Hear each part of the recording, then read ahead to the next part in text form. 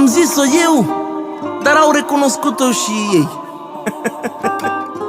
Atunci când scot eu melodii pe piață, vă rog frumos. Bună ziua, domn procuror, lasă-mă să plecăm, mor.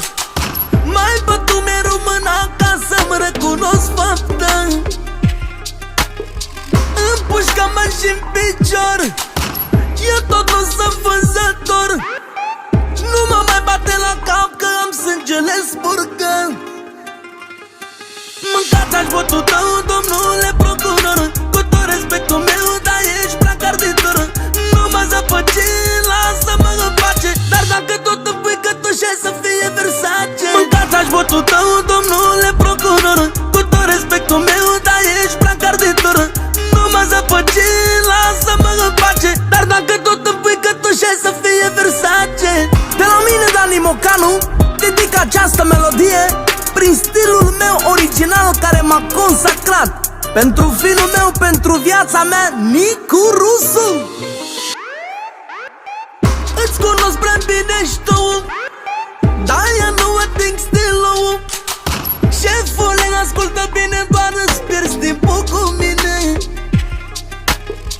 Nu mai ține arma scoasă, am și eu una pe acasă. Nici în fața la pistol nu devin produitor. Mâncați-aș votul tău, domnule procuror, cu tot respectul meu, dar ești prea carditor. Nu mă zăpăci, lasă-mă în pace, dar dacă tot îmi pui cătușe să fie Versace. Mâncați-aș votul tău, domnule procuror, cu tot respectul meu, dar ești prea carditor. Nu mă zăpăci, lasă-mă în pace, dar dacă tot îmi pui cătușe să fie Versace.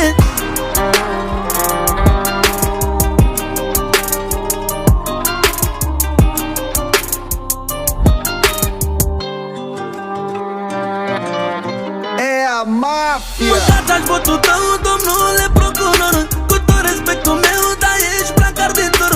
Nu mă zăpăci, lasă-mă în pace, dar dacă tot îmi pui cătușe să fie Versace. Mâncați-aș votul tău, domnule procuror, cu tot respectul meu,